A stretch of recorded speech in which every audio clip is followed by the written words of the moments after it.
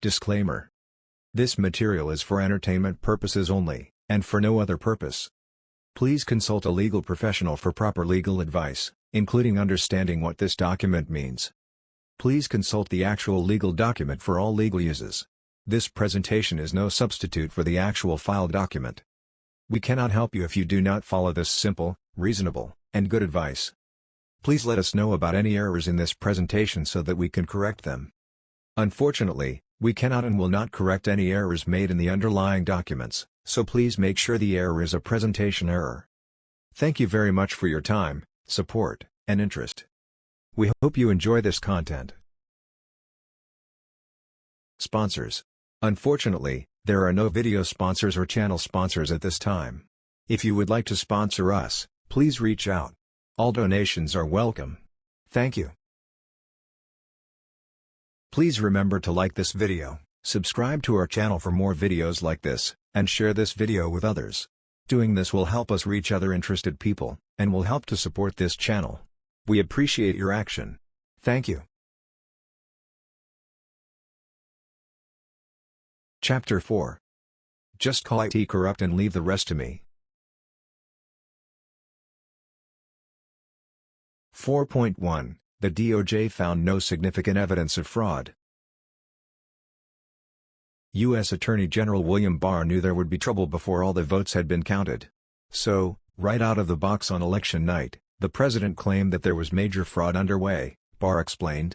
I mean, this happened, as far as I could tell, before there was actually any potential of looking at evidence. President Trump was quick to claim there was major fraud based solely on the phenomenon known as the Red Mirage. As explained elsewhere in this report, Democrats were more inclined to vote via mail-in ballot during the 2020 presidential election than Republicans, who were more likely to vote in person on Election Day.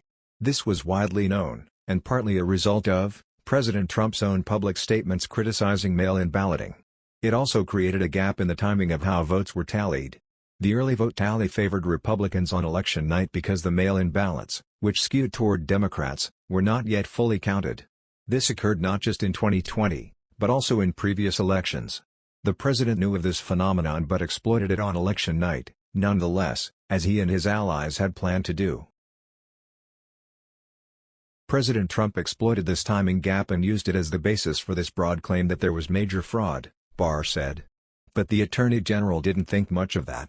People had been talking for weeks and everyone understood for weeks that was going to be what happened on election night, Barr explained. Cities with Democratic majorities in the battleground states wouldn't have their votes fully counted until the end of the cycle, with a lot of Democratic votes coming in at the end. This was not some well-guarded secret, as everyone understood that the dynamic of election night in many states would be whether or not the Democratic votes at the end of the day would overcome the election day votes. Within days of the election, the president made an avalanche of fraud allegations. It was like playing whack-a-mole, Barr explained, because something would come out one day and the next day it would be another issue.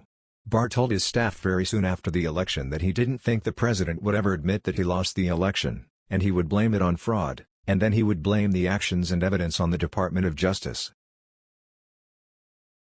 Barr soon took steps to investigate claims of fraud in the 2020 presidential election, even in the absence of evidence. The Department of Justice's, DOJ, long-standing policy had been to avoid any substantive investigations until after the election's results were certified. As the country's premier federal law enforcement agency, DOJ is justifiably concerned that its substantial power can influence the outcome of an election, and it has enacted policies to mitigate this possibility. On November 7, 2020, the media declared former Vice President Biden the winner of the presidential election. 2 days later, on November 9, Attorney General Barr authorized wider investigations into claims of election fraud. Barr instructed DOJ and FBI personnel to pursue substantial allegations of voting and vote tabulation irregularities prior to the certification of elections in your jurisdictions in certain cases. Barr noted that nothing in his memo should be taken as any indication that the department has concluded that voting irregularities have impacted the outcome of any election. 4.2, November 23, 2020, Barr challenges President Trump's election lies. As Barr predicted, the president did call on him for information about alleged election fraud. Trump challenged him with a blizzard of conspiracy theories in 3 face-to-face meetings after the election. The first such meeting occurred on November 23, 2020. On November 23, the Attorney General spoke with White House counsel Pat Cipollone, who said that it was important for him to come to the White House and speak to President Trump. Barr had not seen the president since before the election in late October, and the White House counsel believed that it was important that the Attorney General explain what the Department of Justice was doing related to claims of election fraud. The president said there had been major fraud and that, as soon as the facts were out, the results of the election would be reversed, Barr recalled. Image: U.S. Attorney General William Barr at the Department of Justice on December 21, 2020. Photo by Michael Reynolds Pool/Getty Images. Trump continued for quite a while, and Barr was expecting what came next. President Trump alleged that the Department of Justice doesn't think it has a role looking into these fraud claims. Barr anticipated this line of attack because the president's counsel, Rudolph Giuliani, was making all sorts of wild, unsubstantiated claims. And Giuliani wanted to blame DOJ for the fact that no one had come up with any real evidence of fraud. Of course, by the time of this meeting, U.S. attorneys' offices had been explicitly authorized to investigate substantial claims for 2 weeks and had yet to find any evidence of significant voter fraud. Barr explained to the president why he was wrong. DOJ was willing to investigate any specific and credible allegations of fraud. The fact of the matter was that the claims being made were just not meritorious and were not panning out. Barr emphasized to the president that DOJ doesn't take sides in elections and is not an extension of your legal team. During the November 23 meeting, Barr also challenged one of President Trump's central lies. He specifically raised the Dominion voting machines, which I found to be one of the most disturbing allegations. Disturbing, Barr explained, because there was absolutely zero basis for the allegations, which were being made in such a sensational way that they obviously were influencing a lot of people, members of the public. Americans were being deceived into thinking that there was this systematic corruption in the system and that their votes didn't count and that these machines, controlled by somebody else, were actually determining it, which was complete nonsense. Barr stressed to the president that this was crazy stuff, arguing that not only was the conspiracy theory a waste of time, but it was also doing a great disservice to the country. As Attorney General Barr left the meeting, he talked with Mark Meadows, the White House Chief of Staff, and Jared Kushner, President Trump's son-in-law. I think he's become more realistic and knows that there's a limit to how far he can take this, Meadows said, according to Barr. Kushner reassured Barr, "We're working on this, we're working on it." Barr was hopeful that the president was beginning to accept reality. The opposite happened. I felt that things continued to deteriorate between the 23rd and the weekend of the 29th, Barr recalled. Barr was concerned because President Trump began meeting with delegations of state legislators, and it appeared to him that there was maneuvering going on. Barr had no problem with challenging an election through the appropriate process, but worried that he didn't have any visibility into what was going on and that the president was digging in. 4.3, December 1, 2020. President Trump is irate after Barr says there is no significant fraud. Attorney General Barr had been clear the DOJ was investigating claims of fraud. The department simply was not turning up any real evidence of malfeasance, and certainly nothing that would overturn the election. Just as Barr feared, the president turned on DOJ anyway. On November 29, 2020, Fox News' Maria Bartiromo interviewed President Trump. It was his first TV interview since he lost his bid for re-election. The president claimed the election was rigged and rife with fraud. President Trump repeated various conspiracy theories, leading with the claim that Dominion's voting machines had glitches, which moved thousands of votes from my account to Biden's account. President Trump pointed to dumps of votes, a reference to the batches of mail-in ballots that had been tabulated later in the counting process. He rambled off various other, spurious allegations, including that dead people voted in significant numbers. "This is total fraud," the president said. "And how the FBI and Department of Justice, I don't know, maybe they're involved, but how people are getting away with this stuff, it's unbelievable. This election was rigged. This election was a total fraud." "Where is the DOJ and the FBI in all of this, Mr. President?" Bartiromo asked. "You have laid out some serious charges here. Shouldn't this be something that the FBI is investigating? Are they? Is the DOJ investigating? Bartiromo asked incredulously. Missing in action, the president replied, "Can't tell you where they are." He conceded that when he asked if DOJ and FBI were investigating, everyone says yes, they're looking at it. But he didn't leave it there. You would think if you're in the FBI or Department of Justice, this is the biggest thing you could be looking at, President Trump said. Where are they? I've not seen anything. I mean, just keep moving along. They go on to the next president. He claimed the FBI was not even investigating Dominion, adding that votes processed in its machines are counted in foreign countries. None of this was true. Just 6 days earlier, Attorney General Barr had explained to President Trump how DOJ and FBI were investigating fraud claims. Barr also made it a point to emphasize that the Dominion claims were nonsense. The president simply lied. The crazy stuff, as Barr put it, was all Trump could cite. Attorney General Barr then decided to speak out. He invited Michael Balsamo, an Associated Press (AP) reporter, to lunch on December 1. Barr told the journalist that to date, "We have not seen fraud on a scale that could have affected a different outcome in the election." That made the president irate. Later that evening, Attorney General Barr met with President Trump at the White House. It was their second face-to-face meeting after the November election. At first, President Trump didn't even look at Attorney General Barr. "The president was as mad as I've ever seen him, and he was trying to control himself," Barr said. The president finally shoved a newspaper with the AP quote in Barr's face. "Well, this is, killing me. You didn't have to say this. You must have said this because you hate Trump, Barr remembered him saying.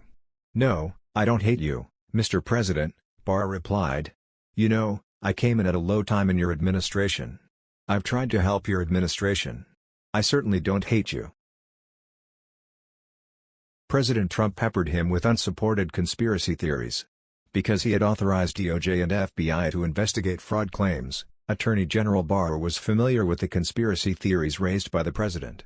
The big ones he investigated included claims such as, Dominion voting machines switched votes, votes had been dumped at the end of the night in Milwaukee and Detroit, non-residents voted in Nevada, the number of ballots counted in Pennsylvania exceeded the number of votes cast, as well as a story about a truck driver supposedly driving thousands of pre-filled ballots from New York to Pennsylvania, among others. Under Attorney General Barr, DOJ would also investigate a false claim that a video feed in Fulton County captured multiple runs of ballots for former Vice President Biden.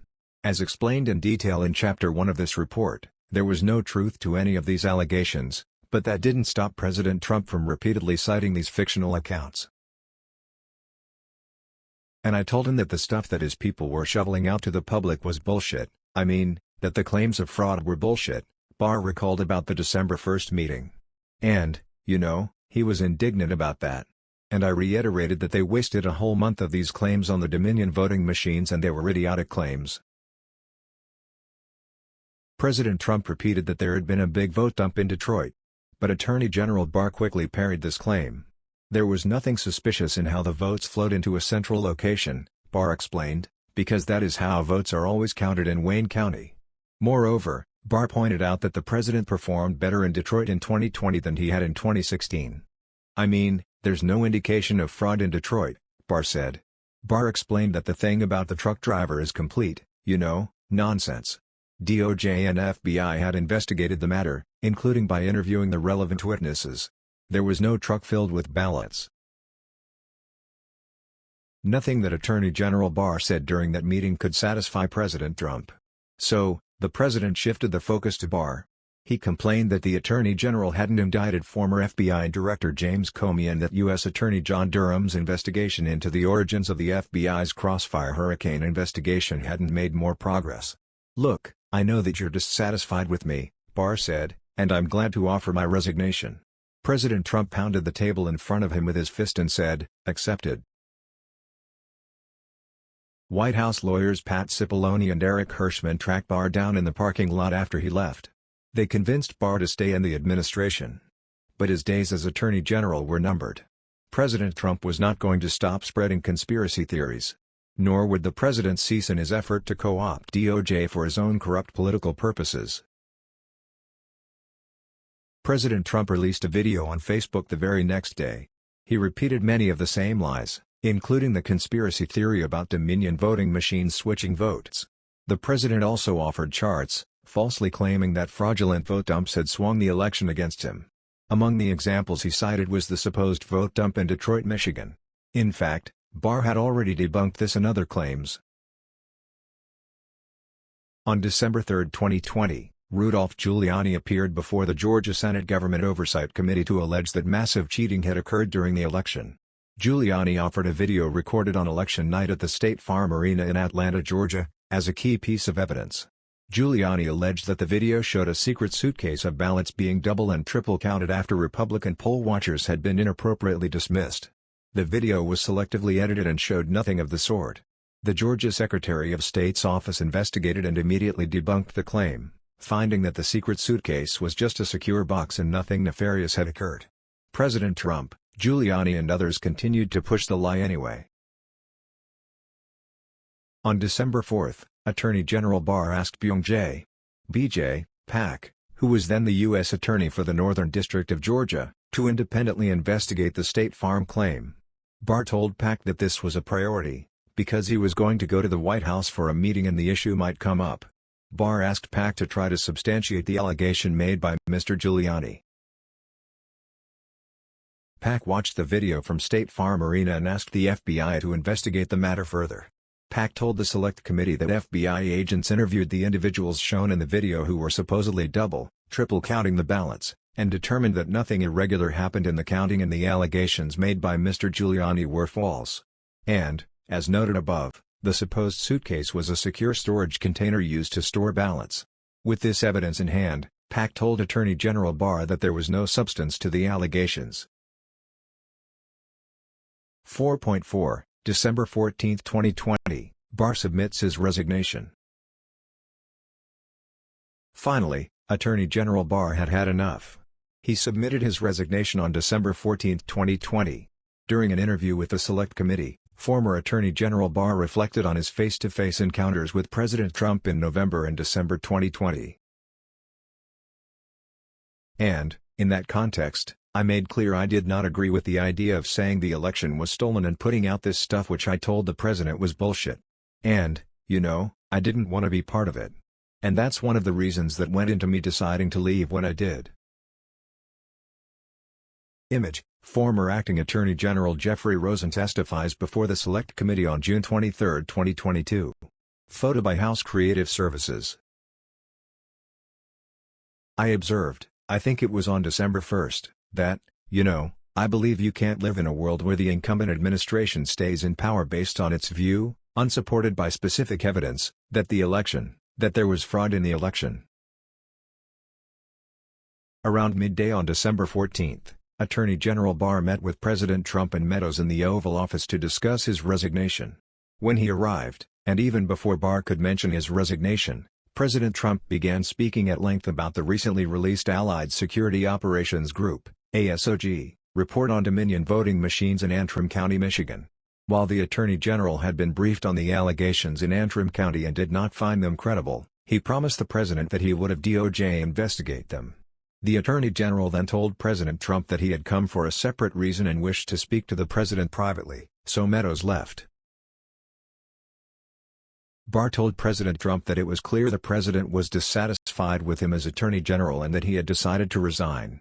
President Trump accepted his resignation and asked Barr who would replace him. Attorney General Barr recommended Jeffrey A. Rosen as acting Attorney General and Richard Donoghue as his deputy.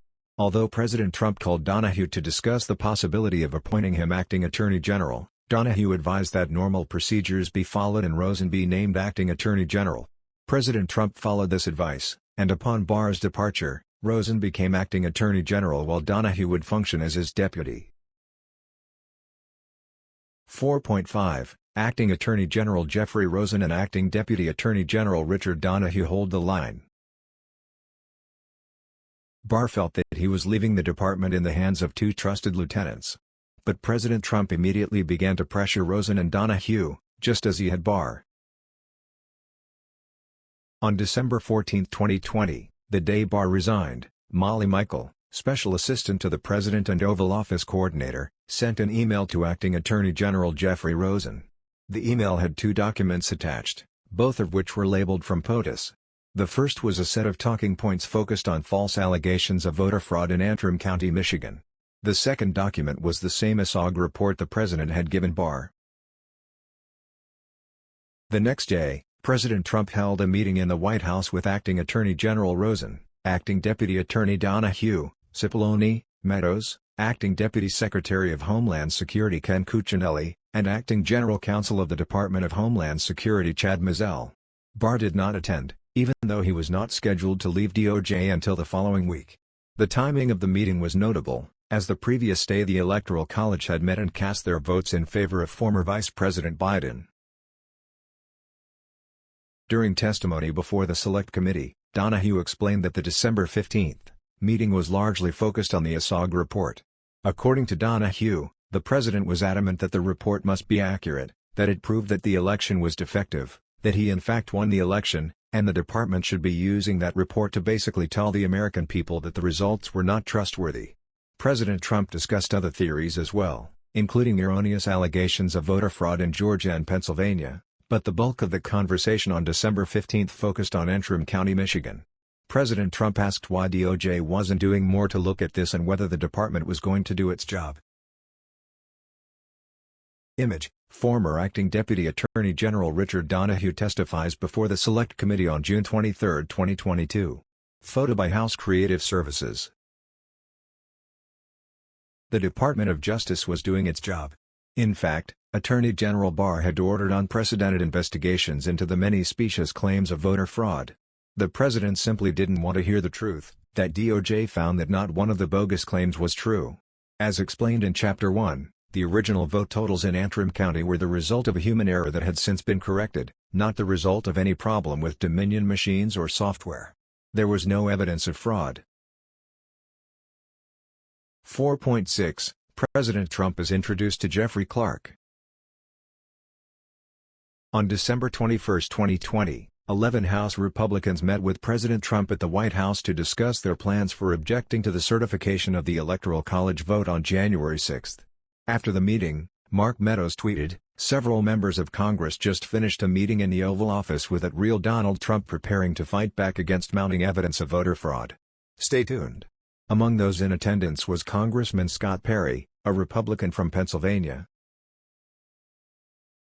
By the next day, Representative Perry had introduced a little-known DOJ official named Jeffrey Clark to the President.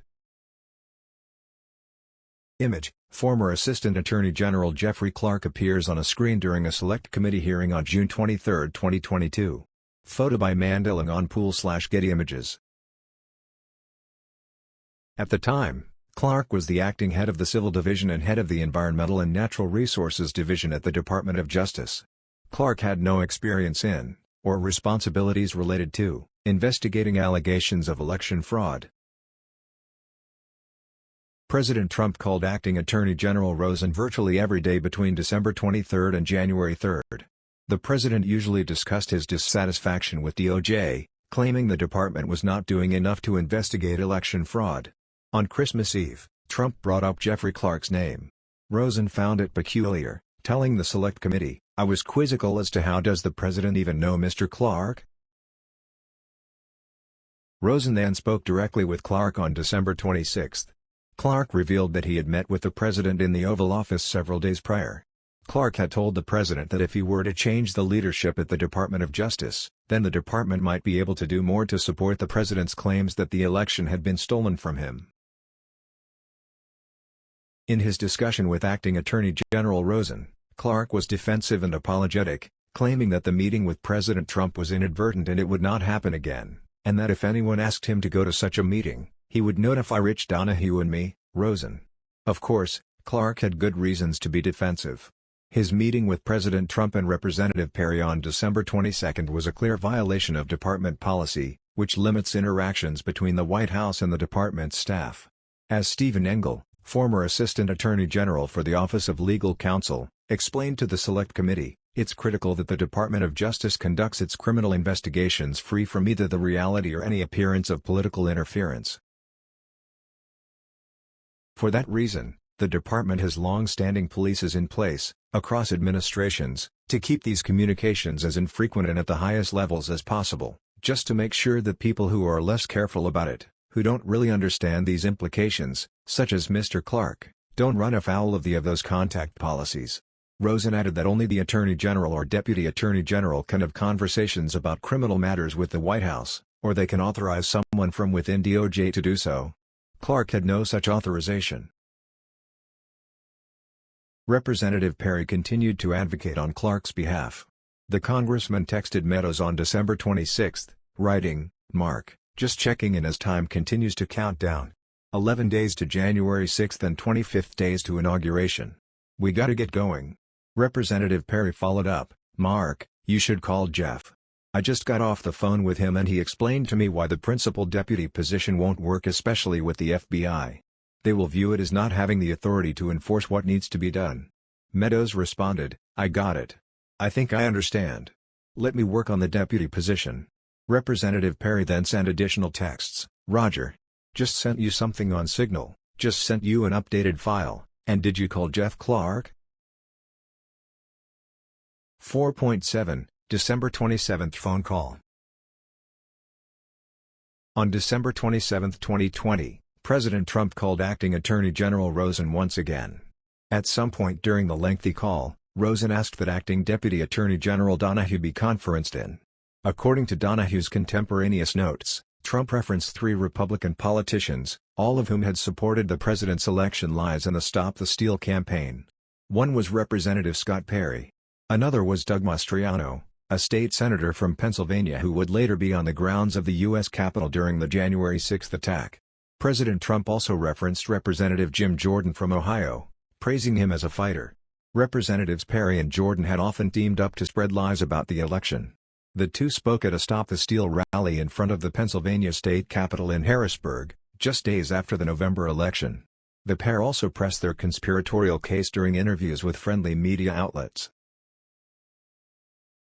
President Trump made a stream of allegations during the December 27 call. As reflected in his notes, Donoghue considered the call to be an escalation of the earlier conversations, with the president becoming more adamant that we weren't doing our job. President Trump trafficked in conspiracy theories he had heard from others, and Donoghue sought to make it clear to the president these allegations were simply not true. Donoghue sought to correct President Trump in a serial fashion as he moved from one theory to another. The president returned to the discredited ASOG report, which former Attorney General Barr had already dismissed as complete nonsense. ASOG had claimed, based on no evidence, that the Dominion voting machines in Antrim County, Michigan had suffered from a 68% error rate. As noted above and in Chapter 1, that was not close to being true. Bipartisan election officials in Antrim County completed a hand recount of all machine-processed ballots on December 17, 2020, which should have ended the lies about Dominion's voting machines. The net difference between the machine count and the hand recount was only 12 out of 15,718 total votes. The machines counted just one vote more for former Vice President Biden than was tallied during the hand recount. Donoghue informed the president that he cannot and should not be relying on ASOG's claim, because it was simply not true. This did not stop the president from later repeating the debunked allegation multiple times, including during his January 6 speech at the Ellipse. Acting Deputy Attorney General Donoghue debunked a series of other conspiracy theories offered by President Trump during the December 27 call as well. One story involved a truck driver who claimed to have moved an entire tractor-trailer of ballots from New York to Pennsylvania. There was no truth to the story. The FBI interviewed witnesses at the front end and the back end of the truck's transit route, looked at loading manifests, questioned the truck driver, and concluded that there were no ballots in the truck. President Trump then returned to the conspiracy theory about voting in Detroit. Former Attorney General Barr had already debunked the claim that a massive number of illegal votes had been dumped during the middle of the night, but the president would not let it go. President Trump alleged that someone threw the poll watchers out, and you don't even need to look at the illegal aliens voting, don't need to. It's so obvious. The president complained that the FBI will always say there's nothing there, because while the special agents, the line guys, supported him, The Bureau's leadership supposedly did not. This was inconsistent with Donoghue's view. But President Trump complained that he had made some bad decisions on leadership at the FBI. President Trump also wanted to talk a great deal about Georgia, and the State Farm Arena video, claiming it was fraud staring you right in the face. President Trump smeared Ruby Freeman, a Georgia election worker who was merely doing her job, as a huckster and an election scammer. President Trump said the networks, meaning the television networks, had magnified the tape and saw them running them ballots through repeatedly. The president repeated the lie that Democrats had closed the facility and then came back with hidden ballots under the table. He suggested that both Rosen and Donoghue go to Fulton County and do a signature verification. They would see how illegal it is and find tens of thousands of illegal ballots. President Trump kept fixating on the supposed suitcase in the video. But Acting Deputy Attorney General Donoghue debunked the president's obsession. There is no suitcase, Donoghue made clear. Donoghue explained that the DOJ had looked at the video and interviewed multiple witnesses. The suitcase was an official lockbox filled with genuine votes. And election workers simply did not scan ballots for former Vice President Biden multiple times. All of this was recorded by security cameras. In response to what President Trump was saying during the conversation, Rosen and Donoghue tried to make clear that the claims the president made weren't supported by the evidence. "You guys must not be following the internet the way I do," the president remarked. But President Trump was not finished peddling wild conspiracy theories. The president pushed the claim that Pennsylvania had reported 205,000 more votes than there were voters in the state. "We'll look at whether we have more ballots in Pennsylvania than registered voters," Acting Attorney General Rosen replied, according to Donoghue. "They should be able to check that out quickly." But Rosen wanted President Trump to understand that the DOJ can't and won't snap its fingers and change the outcome of the election. It doesn't work that way. "I don't expect you to do that," President Trump responded. "Just say the election was corrupt and leave the rest to me and the Republican congressmen." Donoghue explained this as an exact quote from the president. "We have an obligation to tell people that this was an illegal, corrupt election," President Trump told the DOJ team at another point in the call. President Trump insisted this was DOJ's obligation, even though Rosen and Donoghue kept telling him there was no evidence of fraud sufficient to overturn the outcome of the election. "We are doing our job," Donoghue informed the president. "Much of the info you're getting is false." The call on December 27 was contentious for additional reasons. President Trump did not want to accept that the Department of Justice was not an arm of his election campaign. He wanted to know why the department did not assist in his campaign's civil suits against states. There was a simple answer: there was no evidence to support the campaign's claims of fraud. Donoghue and Rosen also tried to explain to the president on this occasion and on several other occasions that the Justice Department has a very important, very specific, but very limited role in these elections. The states run their elections and DOJ is not quality control for the states. DOJ has a mission that relates to criminal conduct in relation to federal elections and also has related civil rights responsibilities. But DOJ cannot simply intervene to alter the outcome of an election or support a civil suit. When President Trump made these demands on December 27, it was already crystal clear that the Department of Justice had found no evidence of systemic fraud. The department simply had no reason to assert that the 2020 presidential contest was an illegal, corrupt election. "People tell me Jeff Clark is great and that I should put him in," President Trump said on the call. "People want me to replace the DOJ leadership." Donoghue responded, "Sir, that's fine, you should have the leadership you want, but understand, changing the leadership in the department won't change anything." The president did not really care what facts had been uncovered by the Department of Justice. President Trump just wanted the department to say the election was corrupt, so he and the Republican congressman could exploit the statement in the days to come, including on January 6.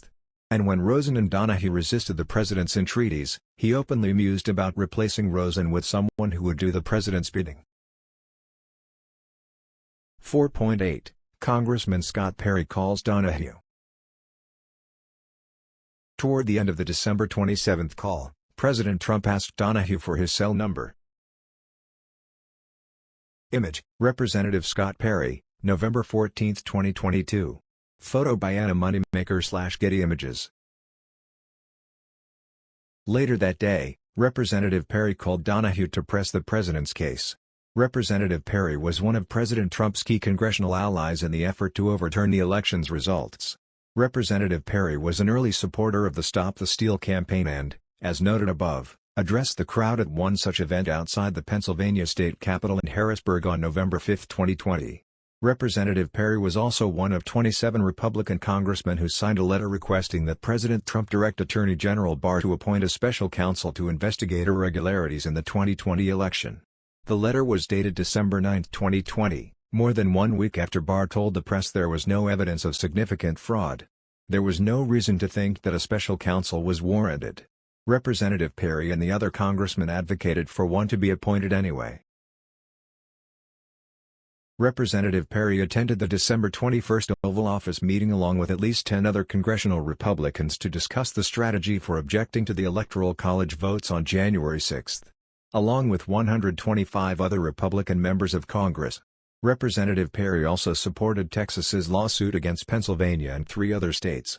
That is, Representative Perry supported Texas's effort to nullify the certified Electoral College vote from 4 states, including his own home state. Donoghue took notes during his conversation with Representative Perry and provided those notes to the Select Committee. The notes reflect that when Representative Perry called Donoghue on December 27, Representative Perry explained that President Trump asked him to call and that he, Representative Perry, did not think DOJ had been doing its job on the election. Representative Perry brought up other, unrelated matters and argued that the FBI doesn't always do the right thing in all instances. Representative Perry also brought up Jeff Clark. He said he liked him and thought that Clark would do something about this, meaning the election fraud allegations. On the evening of December 27, Representative Perry emailed Donoghue a set of documents alleging significant voting fraud had occurred in Pennsylvania. One document asserted that election authorities had counted 205,000 more votes than had been cast. Representative Perry also shared this same claim on Twitter the following day. President Trump kept raising the same claim. Sometimes there was an alleged discrepancy of 205,000 votes, other times it was supposedly 250,000 votes. Either way, it was not true.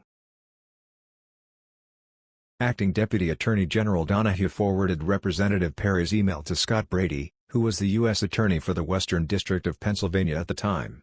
As Brady soon discovered, there was no discrepancy. President Trump's supporters came up with the claim by comparing the Pennsylvania Secretary of State's website, which reported the total number of votes as 5.25 million, to a separate state election registry, which showed only 5 million votes cast. The problem was simple: Pennsylvania's election site had not been updated. The totals for 4 counties had not yet been reported on the election site. Once those votes were counted on the site, the totals matched. This was simply not an example of fraud, as President Trump, Representative Perry and others would have it. 4.9. December 28, 2020, The Clark Letter. On December 28, 2020, Clark sent a 5-page draft letter to Donoghue and Rosen. The letter was addressed to 3 Georgia state officials, Governor Brian Kemp, Speaker of the House David Ralston, and President pro tempore of the Senate Butch Miller.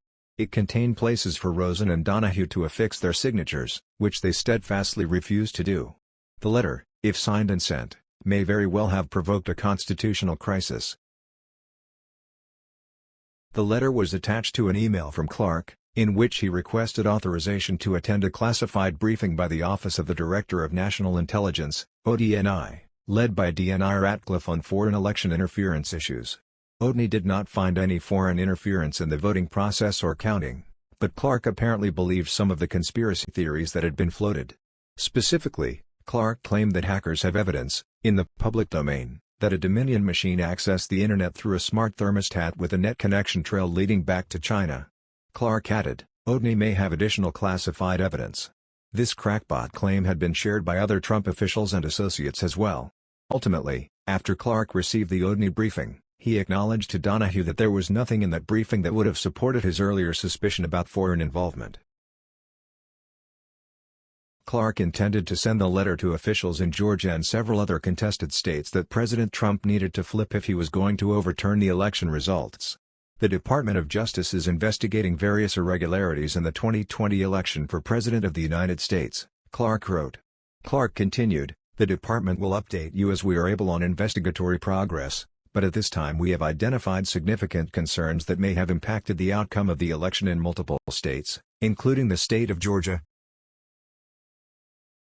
Clark continued by arguing that Georgia's state legislature should call a special session. In light of these developments, the department recommends that the Georgia General Assembly should convene in special session so that its legislators are in a special position to take additional testimony, receive new evidence, and deliberate on the matter consistent with its duties under the U.S. Constitution, Clark wrote. Clark referenced the fake electors that the president and his campaign organized and argued that there were two competing slates of electors, both of which were legitimate.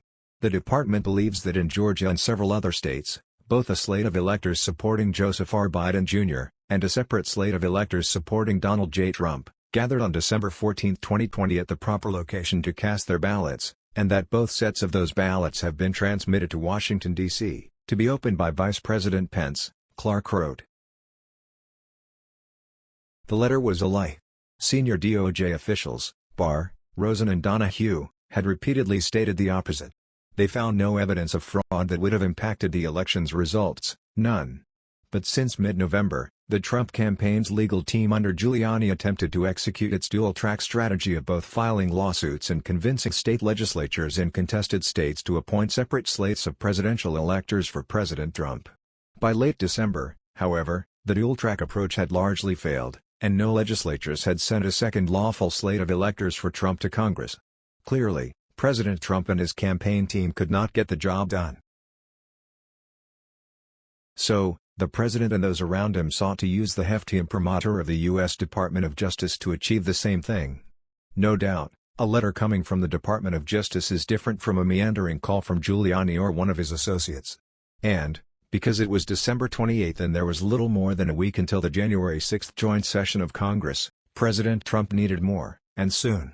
Clark's letter, which laid out a plan that was almost identical to what President Trump and his team had pressured state officials to carry out virtually since Election Day, could have been just what President Trump needed. Several examples demonstrate the parallels between President Trump's and Rudolph Giuliani's approach to overturning the election in November and December, and what Clark proposed in this letter. First, the letter sought to have the Georgia state legislature convene a special session to focus on allegations of fraud in the election. Giuliani and his team had been making calls to state legislatures and telling them in both official and unofficial state legislature committee hearings that state legislatures should convene in special sessions. They also argued that state legislatures had the authority to convene a special session themselves, despite limitations in state law requiring such a session to be convened by the governor.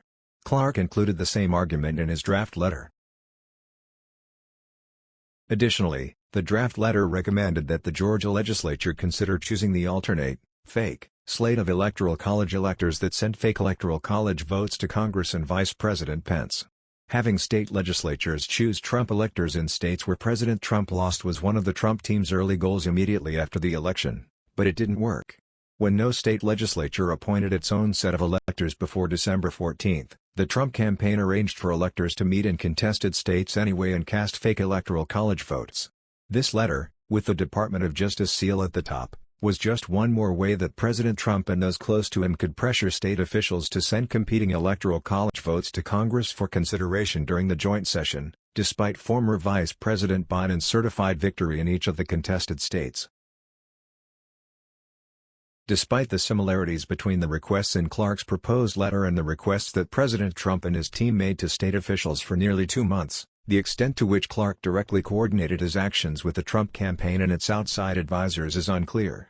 Clark asserted his Fifth Amendment rights and various other privileges to avoid answering the Select Committee's questions about these and other topics.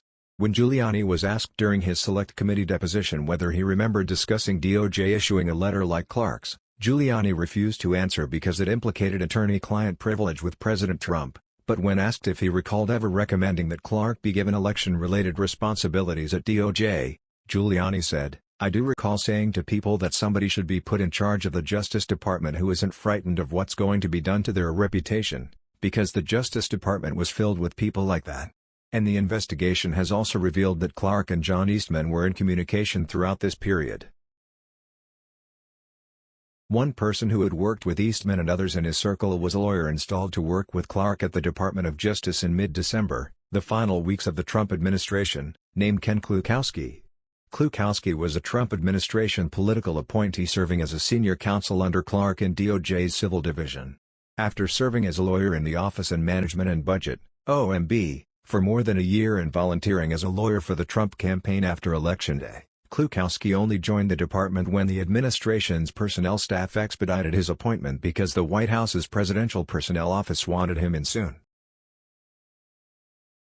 On the morning of December 28, Clark asked Klukowski to draft the Georgia letter for him. Clark dictated the substantive key points of the letter to Klukowski and told him exactly what to include. After several meetings with Clark throughout the day to update him on progress, Klukowski turned in his assignment and gave the letter to Clark, which Clark sent along to Acting Attorney General Rosen and Acting Deputy Attorney General Donoghue, as described above. Donoghue quickly responded to Clark's email, stating there is no chance that I would sign this letter or anything remotely like this. The plan set forth by Clark was not even within the realm of possibility. Donoghue warned that if they sent Clark's letter, it would be a grave step for the department to take and it could have tremendous constitutional, political and social ramifications for the country. Contrary to President Trump's and Clark's wild claims about the election, Donoghue stressed that DOJ's ongoing investigations related to matters of such a small scale that they simply would not impact the outcome of the presidential election. Clark's assertion to the contrary was baseless. Donoghue and Rosen reaffirmed their strong opposition to the draft letter in a contentious meeting with Clark on December 28. What you are doing is nothing less than the United States Justice Department meddling in the outcome of a presidential election, Donoghue admonished Clark, to which Clark indignantly responded, I think a lot of people have meddled in this election.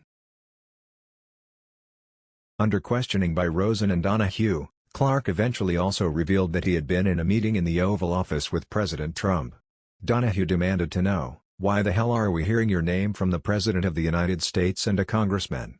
When Clark was reminded that meeting the president without authorization or informing his superiors was a clear violation of the White House contacts policy, he retorted, it's a policy, there's a lot more at stake here than a policy.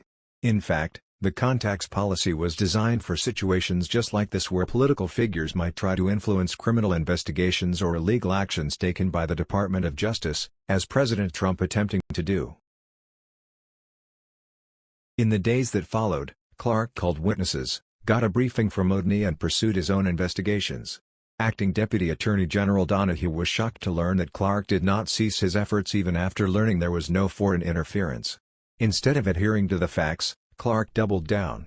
During a follow-up meeting on January 2, Clark acknowledged he had received the Odney briefing, and he acknowledged that there was nothing in the briefing that would have supported his earlier suspicion about foreign involvement, but he nevertheless spewed out some of these theories, some of which we'd heard from the president, but others which were floating around the internet and media, and just kept insisting that the department needed to act and needed to send those letters.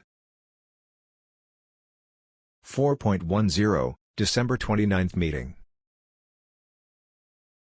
The next day, Rosen, Donoghue, and Engel had a meeting with Mark Meadows, Pat Cipollone, and Cipollone's deputy, Pat Philbin, in the White House Chief of Staff's office. While the meeting dealt primarily with the presidential transition, the group discussed a draft civil complaint modeled after Texas v. Pennsylvania that the president wanted the Department of Justice to file challenging the results of the presidential election, tentatively called United States v. Pennsylvania. The DOJ officials said that they had not had time to thoroughly review the proposed suit, but initially indicated that it appeared to be flawed and did not seem viable for DOJ to file. Meadows suggested that the DOJ leadership meet with William Olson and Kurt Olson, the two attorneys affiliated with the Trump campaign that had been working on the proposed suit, and added that Eastman and a retired judge from North Carolina named Mark Martin both had views about the lawsuit. In this meeting, Meadows also raised a new and outrageous allegation of election fraud, that an Italian company had been involved in changing votes in the presidential election. According to Meadows, there was a man, whom Donoghue later learned was in an Italian prison, who claimed to have information supporting the allegation and that CIA officers stationed in Rome were either aware of the plot to interfere in the election or had participated in it. Donoghue described how it was apparent that Meadows was not clear on the specifics of the allegation but passed them along to DOJ to investigate, nonetheless. Following the meeting, Donoghue provided the information to the FBI, which quickly determined that the allegations were not credible. Meadows and other senior officials in the Trump administration, however, pressed DOJ to investigate every allegation of fraud regardless of how absurd or specious. In the days after the December 29 meeting with Meadows, the senior DOJ officials more closely examined the proposed United States v. Pennsylvania lawsuit and determined that DOJ could not file it. Engel was principally tasked with examining the veracity of the suit and summarized his analysis in a series of talking points that he provided to Donoghue on December 31. Engel concluded that for multiple reasons, the proposed lawsuit lacked merit. First, the U.S. government did not have standing to challenge how a state administered its election. Such a challenge could only be brought by President Trump as a candidate in his campaign, or, possibly, an aggrieved electoral college elector. Second, there was no identified precedent in the history of the Supreme Court establishing that such lawsuit could be filed by the U.S. government. Third, by late December, states had already certified the results of their elections and the Electoral College had met, so suing states by this point would not impact the results of the election. Finally, unlike Texas v. Pennsylvania, which was one state suing another state, this lawsuit would not automatically be heard by the Supreme Court, so it should have been filed in a federal district court months prior, if at all, to have any possibility of impacting the outcome of the election. When asked about it during his interview with the Select Committee, Engel described United States v. Pennsylvania as a meritless lawsuit and said, "There was never a question about whether the department was going to file it." Image: Stephen Engel testifies before the Select Committee on June 23, 2022. Photo by House Creative Services. As senior DOJ officials had already explained to President Trump multiple times in November and December 2020, the Department of Justice was strictly limited in what election-related actions it could take.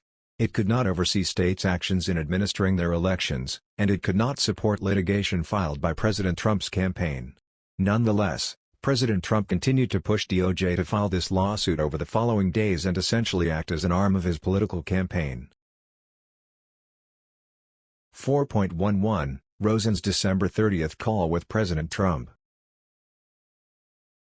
Even after the December 29 meeting, President Trump and those working on his behalf still wanted DOJ leadership to file United States v. Pennsylvania. On December 30, Acting Attorney General Rosen had a phone call with President Trump that included a discussion about the lawsuit.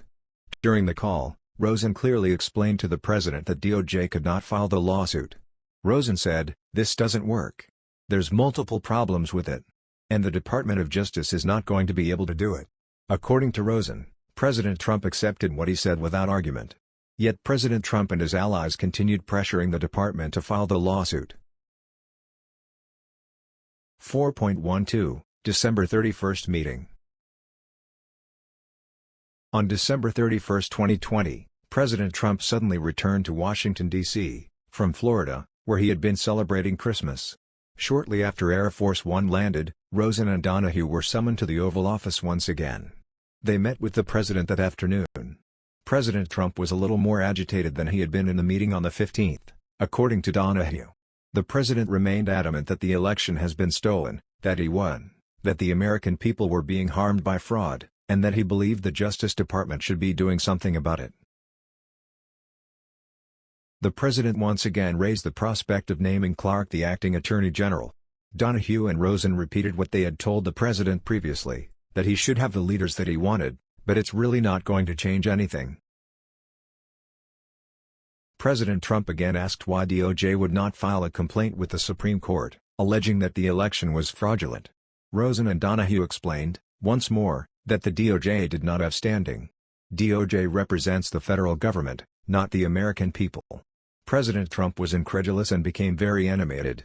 The president kept repeating the same questions. How is that possible? How can that possibly be?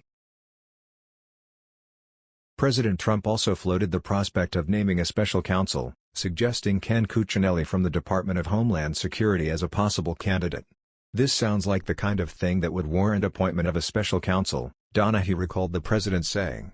The president did not order the DOJ to name a special counsel, but he was clearly still thinking about it. Donoghue and Rosen didn't say a lot in response, but simply pointed out that there was no evidence to support the many individual allegations that had been made, so there was no evidence that would warrant appointing a special counsel.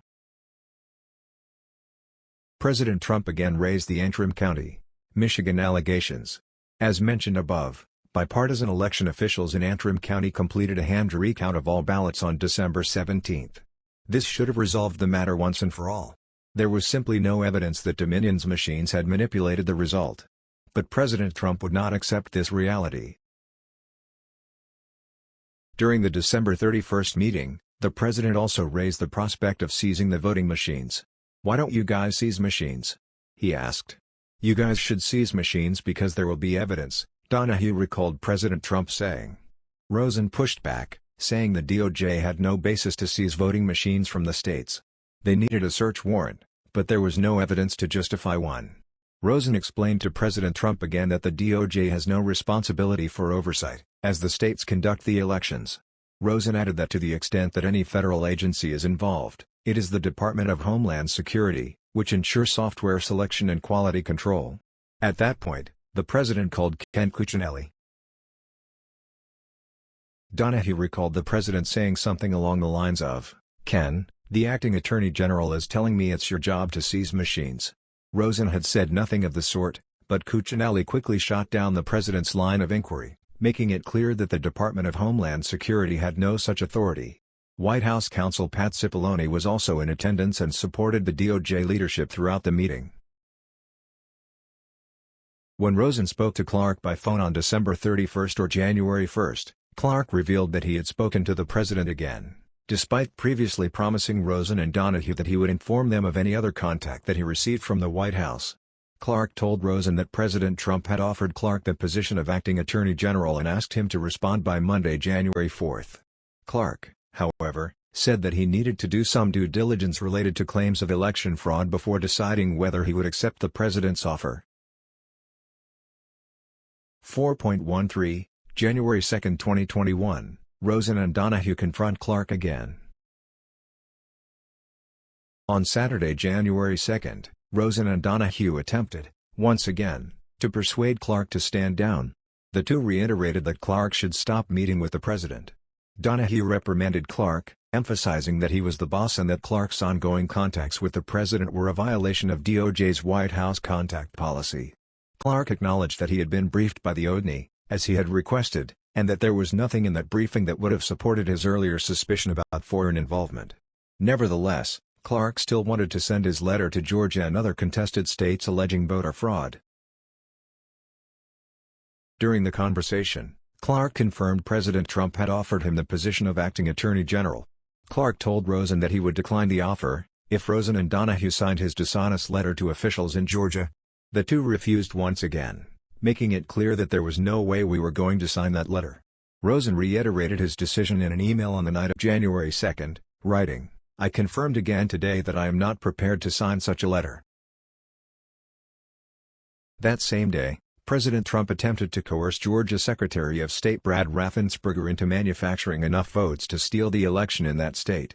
That call is discussed in Chapter 2 of this report. But one part of it deserves mention here. During that same call, President Trump brought up B.J. Pak, whom President Trump had appointed as the U.S. Attorney for the Northern District of Georgia.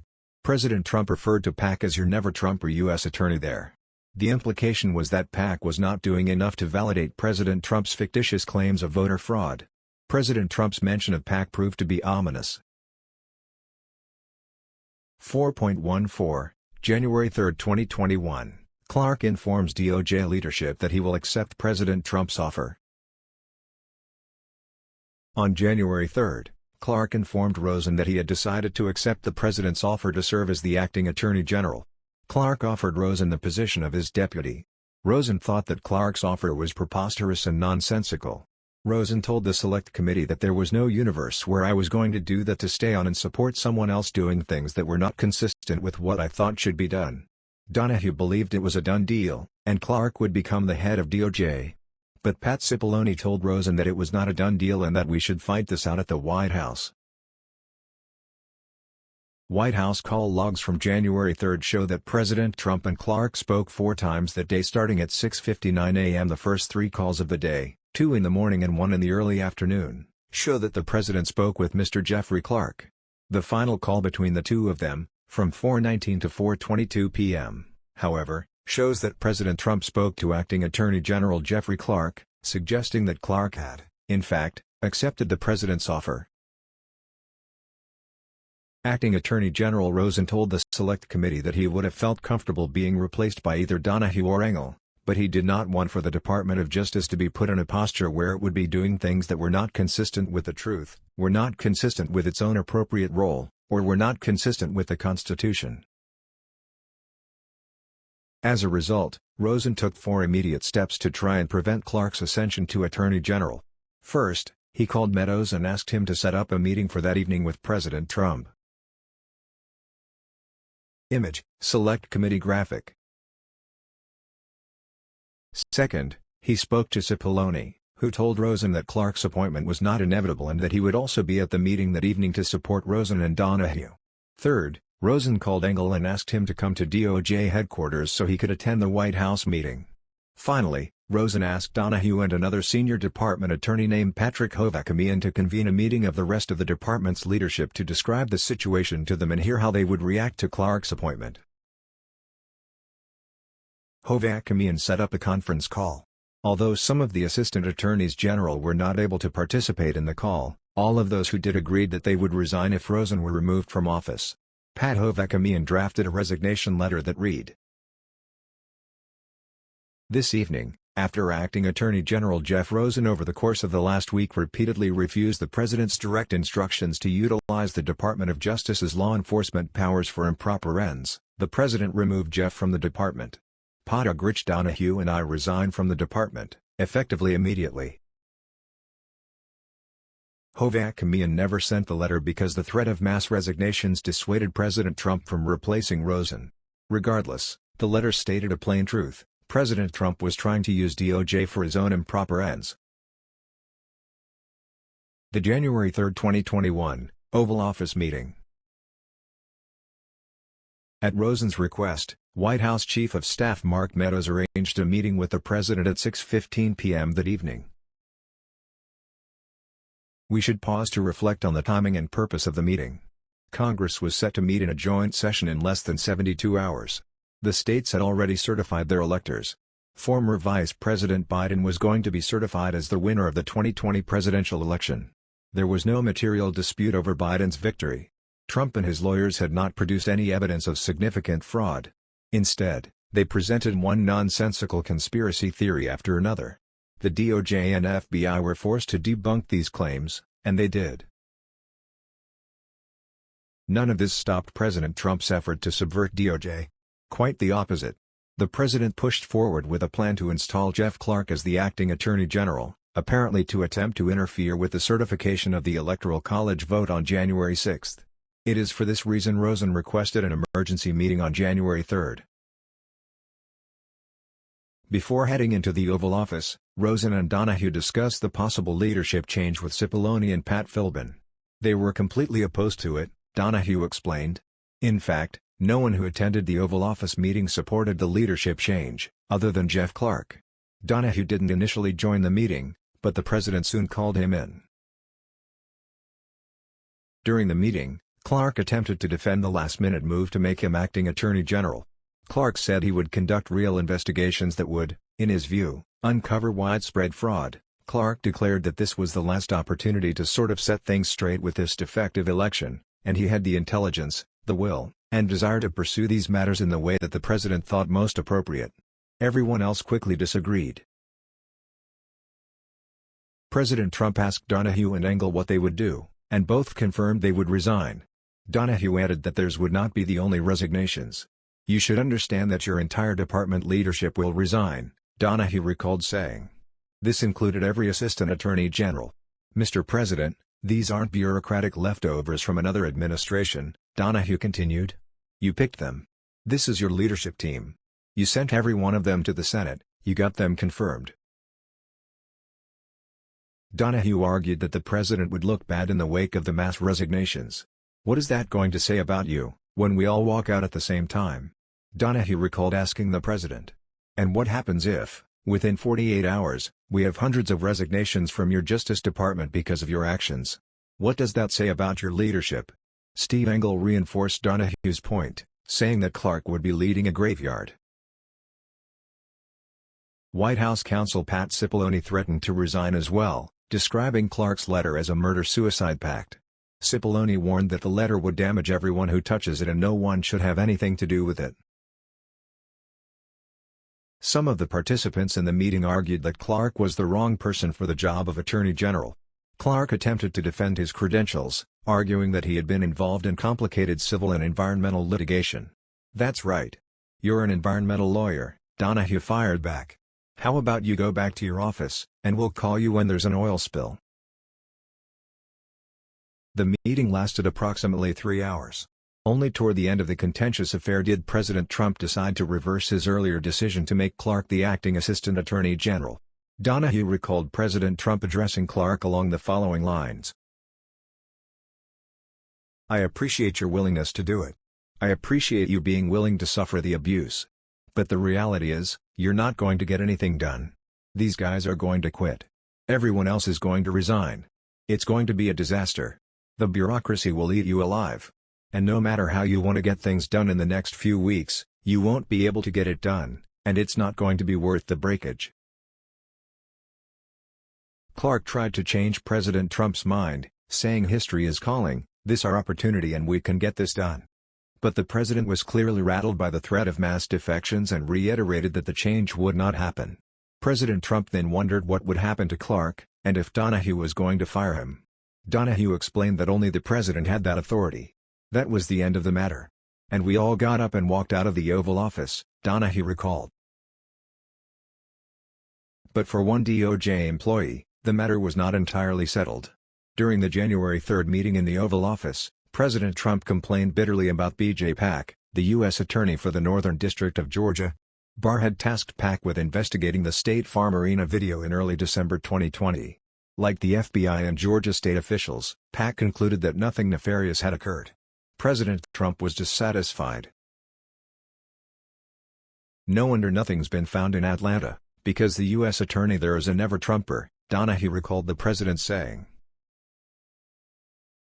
Donoghue objected, saying Pak had been doing his job. But the president insisted, pointing out that Pak criticized him years earlier. "This guy is a never-Trumper," the president reiterated. "He should never have been in my administration to begin with. How did this guy end up in my administration?" The president threatened to fire Pak. When Donoghue pointed out that Pak was already planning to resign the next day, a Monday, President Trump insisted that it be Pak's last day on the job. Pak later confirmed to Donoghue that he would be leaving the next day. President Trump asked if those in attendance at the Oval Office meeting knew Bobby Christine, who was the U.S. Attorney for the Southern District of Georgia. Even though Pak had a first assistant, who was next in line for Pak's job upon his resignation, President Trump wanted Christine to take the role. Christine did take over for Pak, but he did not find any evidence of fraud either. It was Donoghue's impression that Christine concluded that the election matters were handled appropriately. Later in the evening of January 3, President Trump called Donoghue to pass along yet another conspiracy theory. The president had heard that an ICE agent outside of Atlanta was in custody of a truck filled with shredded ballots. Donoghue explained that ICE agents are part of the Department of Homeland Security, so the matter would be under that department's purview. President Trump asked Donoghue to inform Ken Cuccinelli. That story, like all the others, turned out to be fiction when DOJ investigators evaluated the claim. The truck was carrying shredded ballots, but they were from a previous election. The old ballots had been shredded to make room for storing ballots from the 2020 election. 4.15 President Trump's unprecedented attempt to subvert the DOJ. The most senior DOJ officials at the end of President Trump's term stopped him from co-opting America's leading law enforcement agency for his own corrupt purposes. Recall that Attorney General Barr commented, "You can't live in a world where the incumbent administration stays in power based on its view, unsupported by specific evidence, that there was fraud in the election." Richard Donoghue concluded that Jeffrey Clark's letter may very well have spiraled us into a constitutional crisis. Jeffrey Rosen summed up his short time as the acting attorney general like this. "During my tenure, we appointed no special prosecutors, we sent no letters to states or state legislators disputing the election outcome, we made no public statements saying the election was corrupt and should be overturned, We initiated no Supreme Court actions, nor filed or joined any other lawsuits calling into question the legitimacy of our election and institutions. President Trump attempted to get DOJ to do each of those things.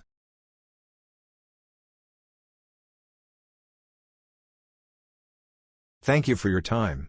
Please remember to like this video, subscribe to our channel for more videos like this, and share this video with others.